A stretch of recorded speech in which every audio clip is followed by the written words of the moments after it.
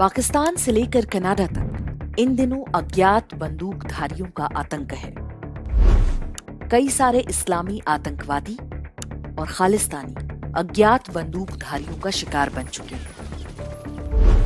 खालिस्तानी और पाकिस्तानी ही नहीं, ब्रिटेन और नेपाल में भी भारत के दुश्मनों को कोई चुन चुन कर मार रहा है। कौन मार रहा है ये तो आपको पता ही होगा, बताने की कोई आवश्यकता नहीं।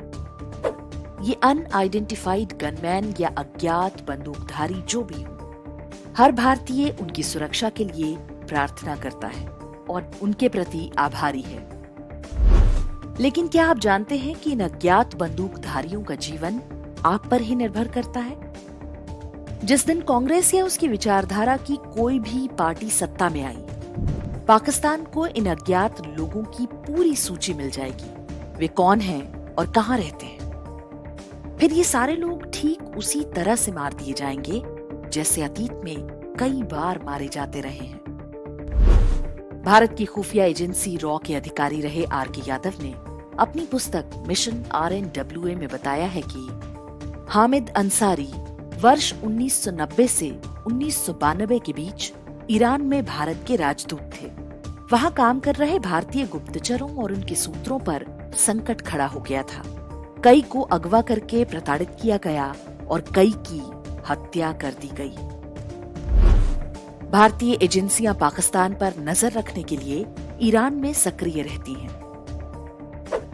दावा किया जाता है कि हामिद अंसारी ने भारत का राजदूत रहते हुए उस पूरे नेटवर्क को तहस नहस कर दिया।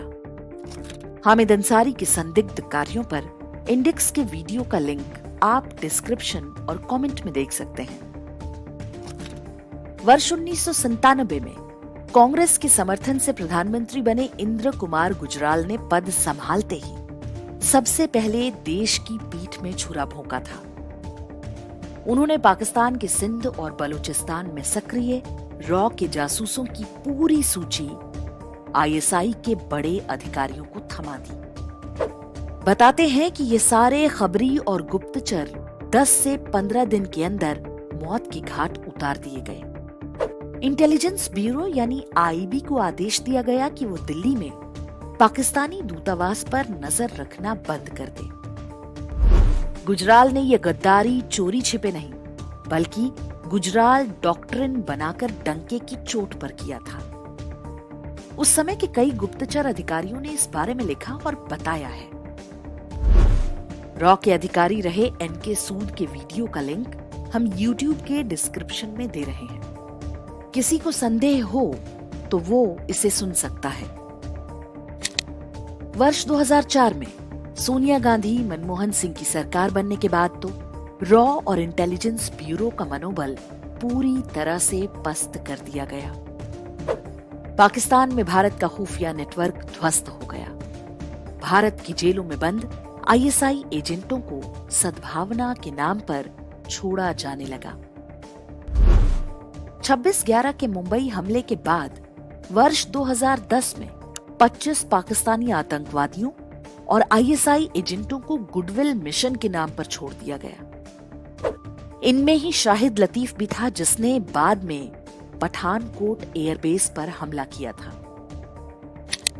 भारत के प्रधानमंत्रियों और राजनीतिक दलों की देश के साथ गद्दारी के ये उदाहरण कोई बहुत पुरानी या सुनी सुनाई बातें नहीं है। ये सब कुछ बीते 2-3 दशकों में हुआ है। इससे जुड़े सारे तथ्य सार्वजनिक रूप से उपलब्ध हैं। आप चाहें तो इसकी जांच स्वयं कर सकते हैं। हजारों वर्ष पुरानी सभ्यता के रूप में हमारी सबसे बड़ी कमजोरी हमारा खराब इतिहास बोध और शत्रुबोध है। हम अपने इतिहास से कोई सबक नहीं लेते और क्षुद्र स्वार्थों के कारण शत्रु के झांसे में आ जाते हैं। लोकतंत्र में हमारा अधिकार है कि हम किसे वोट दें या किसे ना दें, लेकिन ये याद रखना चाहिए कि हमारे वोट पर उन लोगों का जीवन भी निर्भर है जो बिना किसी पहचान, बिना किसी श्रेय के हर समय अपनी जान जोखिम में डालकर हमारी रक्षा कर रहे हैं।